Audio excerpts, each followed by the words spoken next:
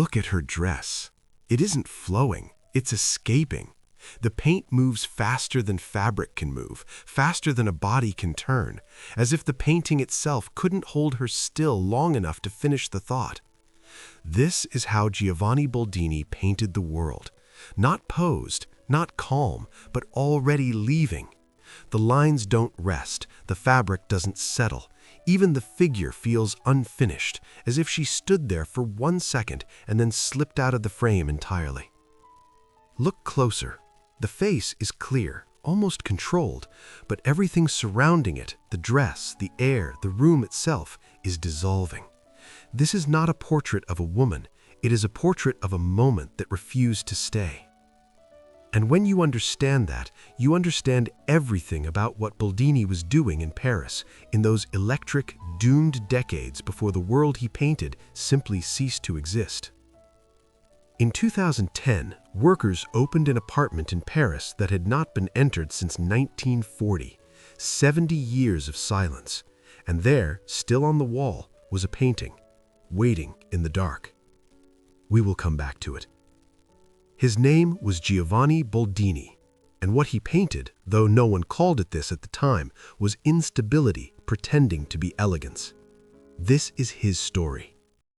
Before we talk about who Boldini was, we need to talk about what he did. Look at this dress. Critics called the color white, but that is not what it is.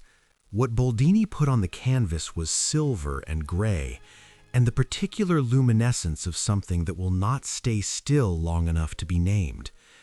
He did not mix colors the way the Academy had taught, carefully, systematically, building toward a surface as resolved and certain as a legal document. He struck. A single slash of the brush could be a skirt, a shadow, an entire mood. And then he left it. He did not go back. The incompleteness was not a failure of nerve, it was the argument. Because a finished surface lives, it says, this is permanent, this is fixed, this is how things are.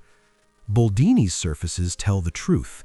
Everything is in motion, nothing holds, and the moment you try to grasp something beautiful, it has already begun to disappear. And then look at this. 1888. A young woman standing in a quiet room, hands folded, gaze direct and composed. On the surface, nothing is happening. But look at what the dress is doing. It doesn't end. It dissolves. The hem loses itself into the floor. The fabric at the edges stops being cloth and becomes atmosphere, becomes light, becomes the feeling of something already half gone. Boldini has painted her as if she is in the process of becoming a memory. This was not a stylistic tick, it was a position. The academic tradition demanded that a portrait located subject in the world, show the room, the furniture, the architecture of wealth and status, all the evidence that this person exists and matters and will continue to exist and matter. Boldini looked at all of that and made a different decision. He said, none of that is the person. The person is this one instant of presence, this flicker of aliveness before the world reasserts itself and the moment closes. Everything else is noise. What he was painting across 4 decades and hundreds of canvases in Paris was not wealth, not fashion, not the glittering surface of the Belle Époque. He was painting its end. Giovanni Boldini was born in Ferrara in 1842, the son of a painter. He grew up surrounded by religious commissions and academic convention, by the idea that a painting was something you built slowly and finished completely and submitted for approval. He was good at it, good enough to get to Florence, good enough to be taken seriously, good enough to see exactly what was wrong with all of it. In Florence, he found the Macchiaioli, a group of painters who had decided that the Academy was lying, not maliciously, but structurally.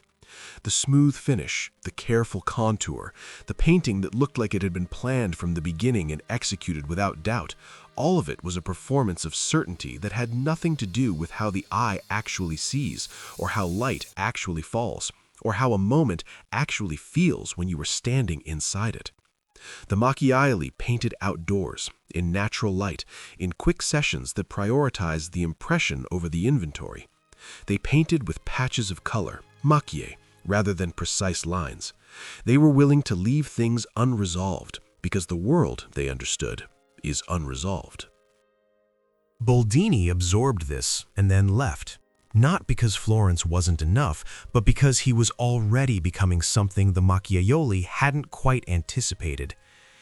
He didn't just want to paint the impression of a landscape or a street, he wanted to paint people, specific, living, dangerous people. And for that, there was only one city in the world. He arrived in Paris in 1871. The city had just survived the Commune, weeks of street battles, buildings burned, bodies in the streets. And yet by the time Boldini unpacked his brushes, Paris had already decided to do what Paris always does after catastrophe. It decided to be dazzling. He was 29 years old. He would not leave for 60 years. And somewhere in those first months in a city performing its own survival, he found the thing that would define everything he ever painted. The understanding that beauty is not a state, it is a duration, and durations end. He would spend the rest of his career painting that moment, in canvas after canvas, in woman after woman, in a city that was itself approaching exactly the same threshold and did not yet know it. By the 1880s, the studio on the Boulevard Berthier had become something between a portrait factory and a confessional. Everyone came, not because Boldini was fashionable, though he was, but because word had spread about what happened when you sat for him. You did not leave with a document of yourself. You left with a revelation, which was either thrilling or terrifying, depending on how honest you were willing to be about who you actually were. The French came first, then the Americans arrived. The last decades of the 19th century produced a particular kind of American in Europe. Newly wealthy, socially ambitious, carrying fortunes built on railroads and steel into drawing rooms that had been built on centuries of inherited assumption. They wanted legitimacy. They wanted to be looked at the way old money was looked at. And they came to Boldini because he gave them something the stiff academic portraitists could not. He made them look alive. Not respectable, not dignified, alive. Dangerous even, as if their energy and ambition, the very things that made old Europe slightly suspicious of them, were not flaws to be smoothed over, but forces to be celebrated. He understood them because he was one of them in his way, a provincial Italian who had arrived in Paris with nothing but talent and nerve and had made himself indispensable to a world that had not asked for him. He knew what it felt like to perform belonging before you felt it. He painted that feeling back at them, and they recognized themselves in it and loved him for it. And then there was Robert de Montesquieu, poet, aesthete, the most elaborately constructed human being in a city full of elaborately constructed human beings. Proust would later use him as the model for Baron de Charlus, the character who contains more performance than person, who has built an identity so ornate and so defended that you cannot tell anymore where the architecture ends and the man begins. Montesquieu stood for Boldini like a man who had been waiting his entire life for exactly this audience. The pose is a statement, the hand, the tilt of the head, the quality of attention he directs at some point just outside the frame. All of it is composed, deliberate, controlled. And yet, look at the eyes. Boldini could not help himself. He could never help himself. And what he found there, underneath the performance, was something much quieter and much more fragile than the pose suggested. A loneliness so refined it had almost become an aesthetic position in itself. He worked constantly, not from financial desperation, though money was always useful, but from something closer to compulsion. There was a quality of urgency in Boldini that never left him, as if he understood on some level that the world he was documenting was temporary, that the particular combination of wealth and beauty and elaborate self-presentation that filled his studio every week was a historical accident, a bubble, something that required specific and unrepeatable conditions to exist.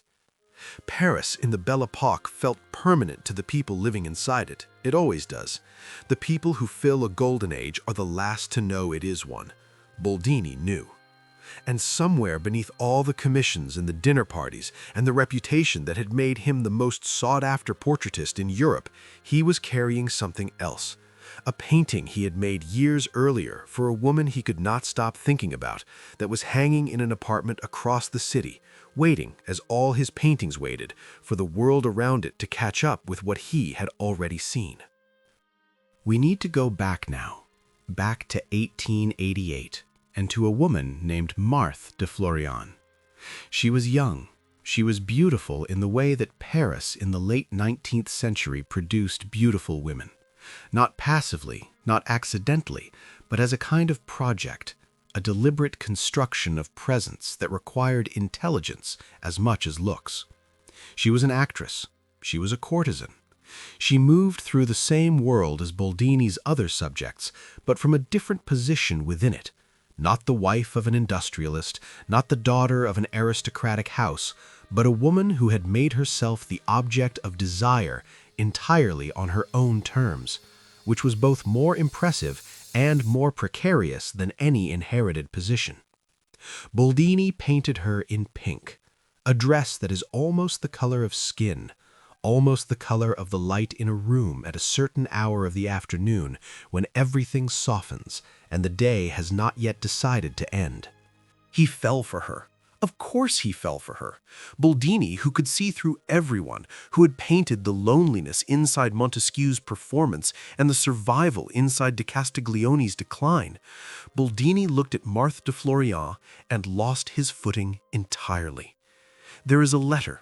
It survived somehow the way certain fragile things survive when everything more substantial has been destroyed. In it he wrote to her, "Forgive me if I am not very good at loving you. You are so lovely that it makes me shy." Boldini. Shy. The man who painted velocity, who painted confidence and desire and the dangerous glamour of an entire era. Shy. But that is what love does, even to the people most equipped to understand it. It finds the place where the skill runs out, where the brush can't help you, where you are simply a person, undefended, hoping. She did not love him back, not in the way he needed.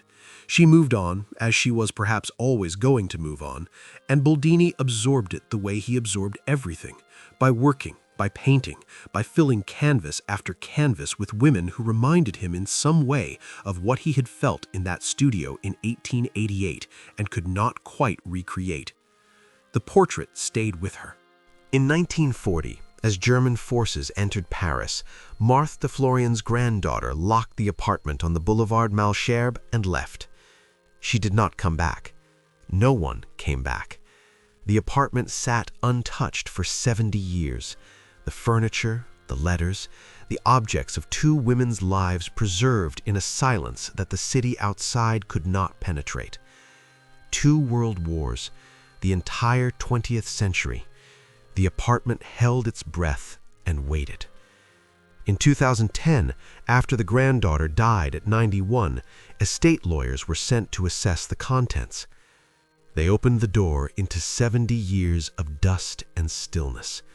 And there, on the wall, exactly where Marthe had hung it, still in its original frame, still catching what light came through the curtains she had drawn in 1940, was the portrait, Boldini's Marthe. The painting sold at auction for €2 million. It was the highest price ever paid at that point for a Boldini. In the summer of 1914, the world that had filled Boldini's studio for 4 decades simply stopped existing. The war came and took everything at once. The young men who had sat for him, the heiresses who had crossed the Atlantic for a season in Paris, the poets who had constructed elaborate identities out of language and posture, and the particular freedom of a city that had decided after 1871 that pleasure was a form of survival. All of it, gone. The commissions came less frequently. The world had moved on in the way worlds do, not with malice, simply with the indifference of time, which does not pause to acknowledge what it is leaving behind. He died in Paris in 1931. He was 88 years old. He had outlived Napoleon III's empire and the Belle Époque and the World War that ended it and the decade of reinvention that followed. Boldini could not stop time. No painter can. But he could do something almost as extraordinary. He could make you feel, standing in front of one of his canvases 130 years later, the precise texture of a moment that no longer exists, the warmth of a room, the movement of fabric, the expression on a face that was already, even as he painted it, beginning to pass. That is what the great ones do, not preserve the past. Preservation is just storage, just the granddaughter's apartment with the curtains drawn. What Boldini did was something different. He made the vanishing visible. He looked at everything that was already on its way to being gone and said, "I see you. I see exactly what you are and exactly how briefly you will be it." And then he painted it, not to stop it, just to prove it was real.